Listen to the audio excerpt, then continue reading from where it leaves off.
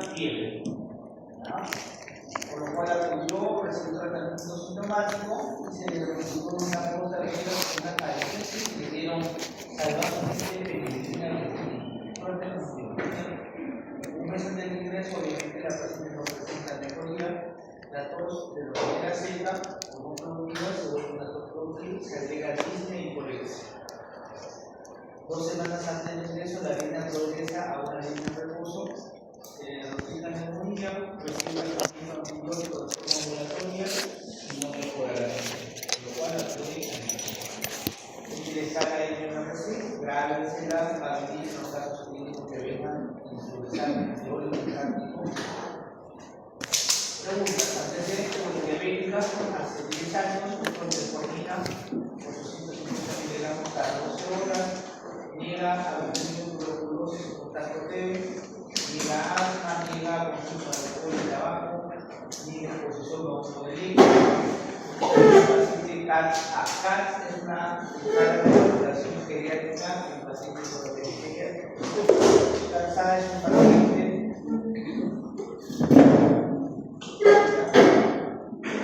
CATS es un paciente totalmente independiente, ¿no? Tú puedes toda la recuperación de CATS hasta el CATS. CATS es un paciente totalmente independiente para los más o menos suficientes. Otros, como la coma, unidad de carboxilo, celulosa, un mes y 57.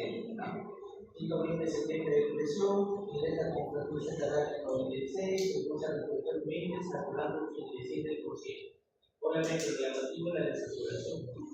Lo que es raro es una desaturación sin calibrar y sin salir. Al examen físico, obviamente, el mal estado general, el mal estado de nutrición, el mal estado de depresión, por lo cual el mes antes de hipolepsia y por lo cual ha trabajado bastante de peso. Lo positivo, el músculo vesicular disminuido en un tercio inferior del lector lateral y son prevital. Hemos dicho con lo que son constantes vesicular, vía aérea, todo lo que es prevital, subprevital, paréntesis. Eso le dieron estas cosas más. Examen auxiliar de medida de la paciente.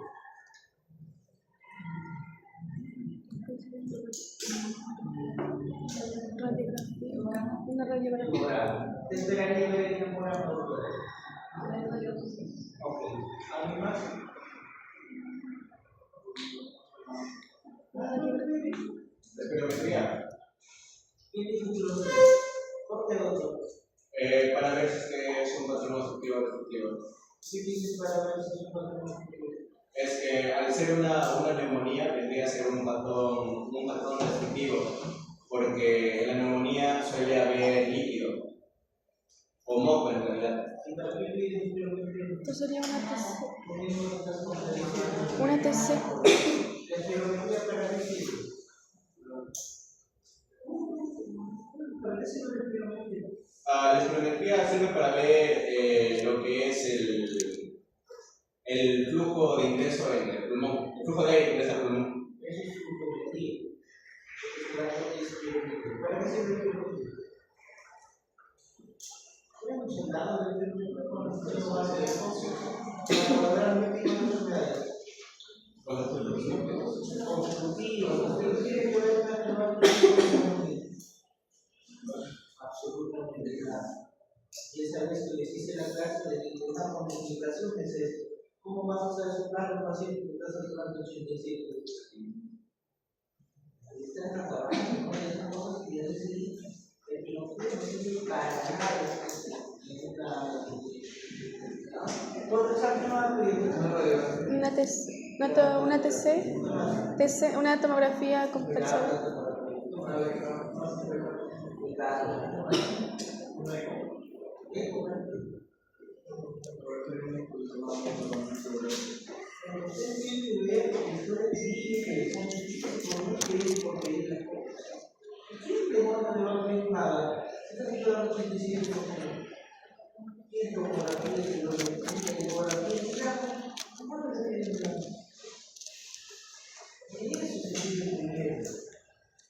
Ahí está la radiografía. Pero esa radiografía que está con consolidación basal derecha, con el logograma ahí, va a tener una peritasa que se llama signo de la carga. Es una carga. Tomaron el agua y dice, ¿qué es el agua? ¿Qué puede ser el agua? ¿El balómetro? No, pues el balómetro.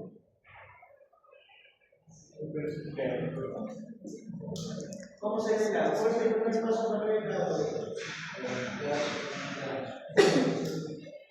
Si es menor precisión, si se mueve hacia atrás, ahí es un poco bueno. Segundo paso, ¿qué puede ser? Eso ¿Para qué?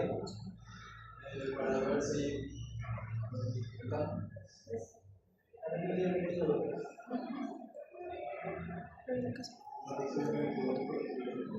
Para ver interpretación de gases arteriales especiales. Solo hasta segundo transporte. ¿Cuánto tratamos de ver? 5 por 2. ¿Cómo se saca la de tocar?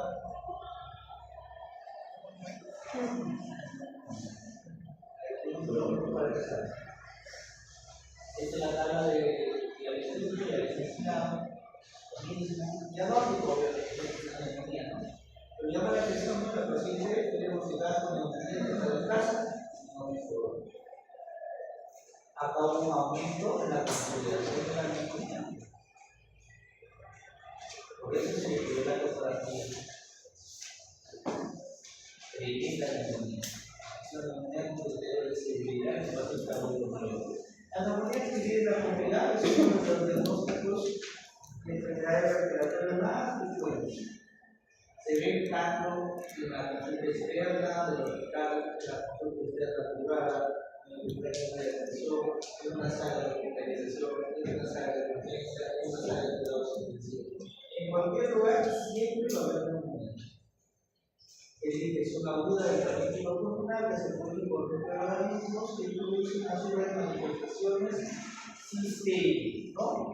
Es importante ponerle un valor a la neumonía y es siempre tiene que haber cambio radiológico. Si no hay cambio radiológico, es decir, si no hay broncograma medio, no es neumonía. La bronquitis, la bronquiolitis, la bronquiectasia, las faringitis, las amigdalitis, todo, las traqueitis, las traqueobronquitis, todo puede parecer clínicamente una neumonía. Tos, fiebre, malestar, impotencia, bastante, pero la diferencia es que todas ellas jamás van a tener una consolidación con programa de alma, mientras que la neumonía sí. ¿Por qué? ¿Dónde está el problema de la neumonía? Que no está en el resto de enfermedades del cerebro.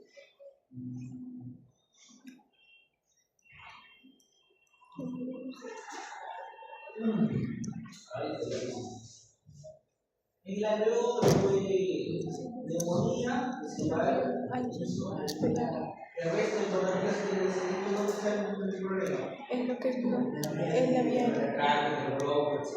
No en el alveolo. Por eso, la neumonía de qué va acompañada. ¿Qué tenía la paciente?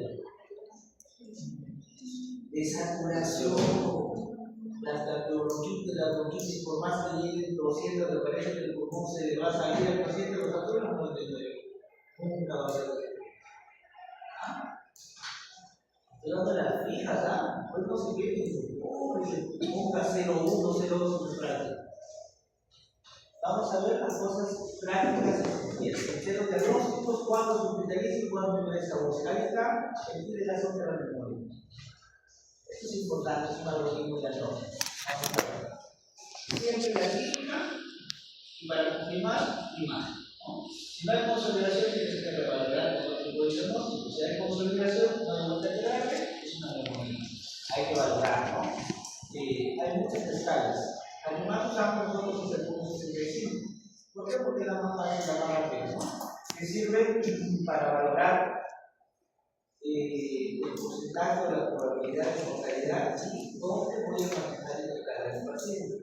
Tiene 5 ítems, ¿no? Según las reglas. Confusión, urea, sobre todo cuando hablamos de urea es el U, ¿no? El próximo cerebro. De fuerza respiratoria, presión arterial que se mayor o igual que si tenemos de 0.3% de mortalidad, el paciente se puede tratar de forma ambulatoria. Cuando tenemos 2 puntos es hasta 9% de mortalidad, el paciente sí se tiene que hospitalizar. Y de 3 a 5 puntos que incrementa la mortalidad en un 40%. El paciente sí o sí debe estar hospitalizado en un área mínima de cuidados intermedios o cuidados primeros. Otro score es el PCI, ¿no? Ustedes ven que es un poco más grande, se usa poco, pero sí se usa, ¿no? Valora 5 ítems importantes, 4, ¿no? Los factores demográficos, las comorbilidades, el estado físico y las actividades complementarias. Y también tiene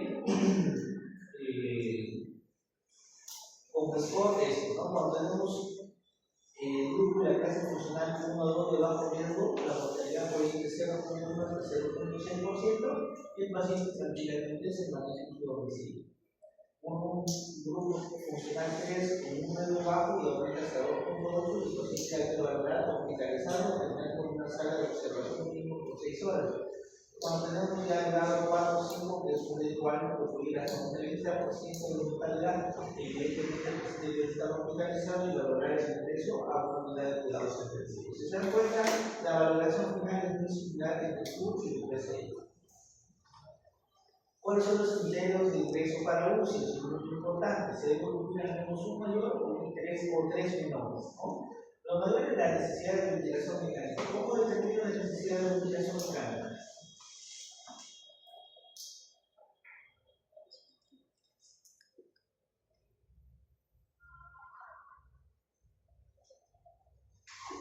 A veces dicho, desde el primer tema que hemos hablado, fisiología, respiratoria.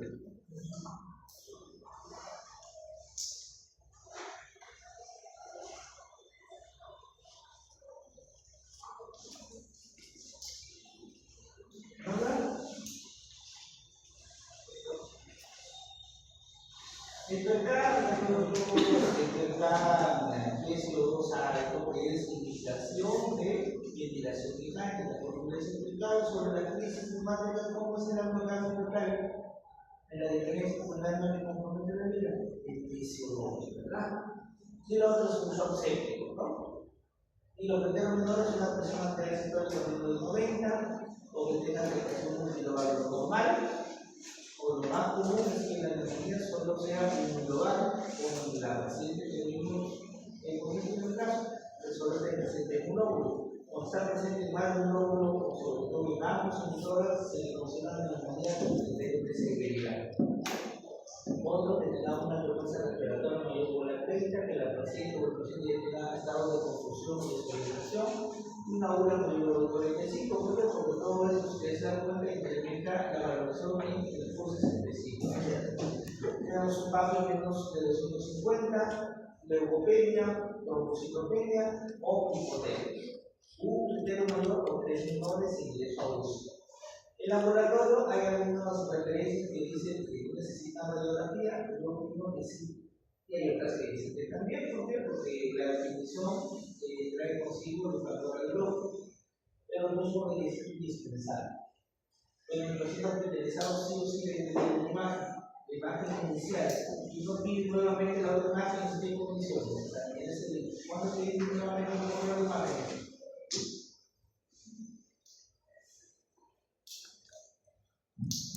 Nada se puede hacer en el inicio.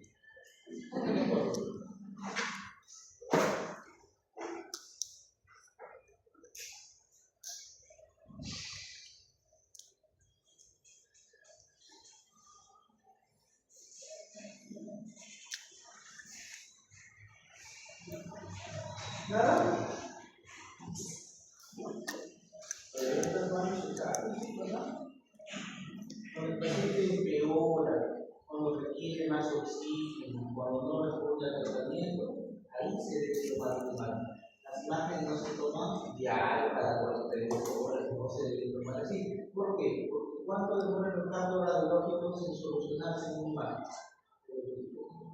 De 4 a 8 semanas. No estar como todos pidiendo tomografía, dejando un día de gases arteriales siempre los pacientes, porque si está hospitalizado mínimo está en insuficiencia respiratoria y un electrolitos analíticas también. Eso es lo que yo hemos visto. Ahora, esto es muy importante, aquí pacientes sobre qué forma vamos a subir los cultivos, etc. Y en relación a, por ejemplo, algunos hallazgos, si el paciente transmitido enfermedades de cuidados intensivos, obviamente se le factura como un paciente que ya recibió terapia y alguna falla en la terapia quirúrgica, hay que pensar en el dispositivo de uso, el antígeno de leche o el pneumococo. Básicamente tienen caminaciones, también hay que pedir el dispositivo y otros, ¿no? Como la vasectomía, etc. Y así se nos adaptando cada situación con los pacientes.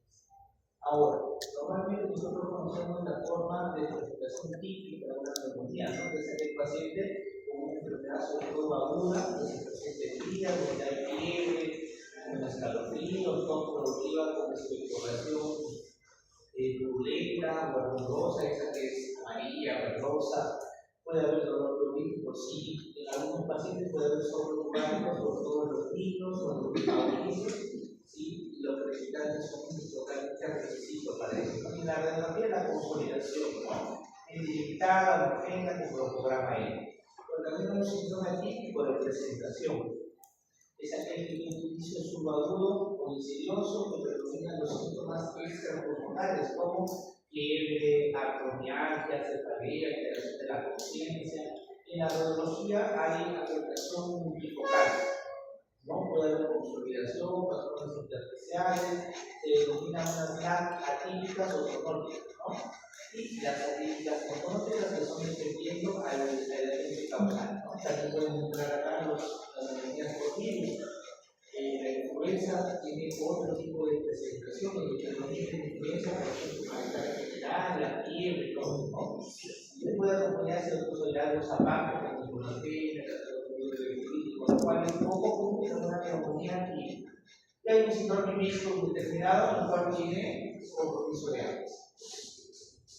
Ahora, dentro de los retratos de temperatura es muy importante hablar, ¿no? El que más utilizamos actualmente es la procalcitonina, ¿no? Que es un propio de la calcitonina que determina, uno, la presencia de bacterias en el cuadro infeccioso y segundo, determina según su valor la mortalidad del paciente. Antes utilizaba solo PCR, PSG, pero esos son tratantes de influencia aguda, solamente son para valorar inflamación, ¿no? Antes, por ejemplo, el PCR, si tenemos un PCR menor de 20, no considerábamos un PCR antibiótico.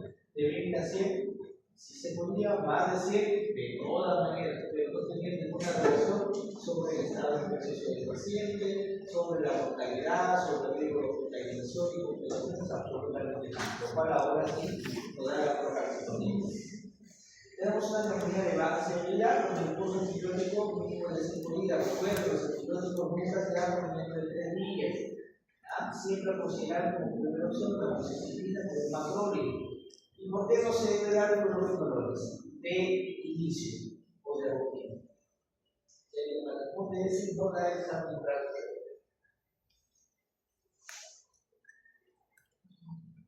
Porque se supone que ahora no estoy leyendo sobre el clorofenológico.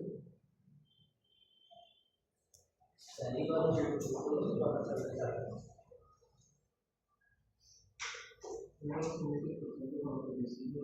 ¿Por qué? Porque no se debe considerar un cierto medio de conocimiento, no debe considerar. No. ¿Por qué? Porque los pacientes con tuberculosis resistente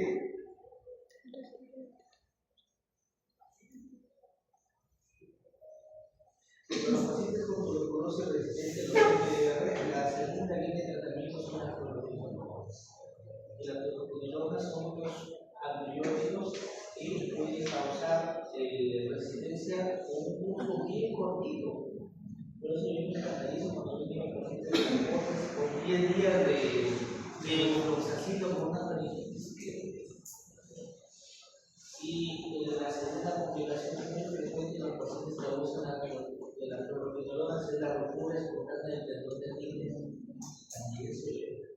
Y si vivimos en un país que después de Haití somos exportadores de tuberculosis en todas sus formas, ¿para qué voy a quemar una clorofenolina para una neumonía de baja severidad? Es nuestra realidad. En los países donde la prevalencia de tuberculosis es muy grande. Tú revisas las guías americanas y europeas, el medicamento de elección para neumonías de baja severidad son las clorofenolinas. Pero nosotros no por eso. Y incomodidad severa cambia la terapia 7 de 10 y se considera terapia global. Se utiliza una proteína para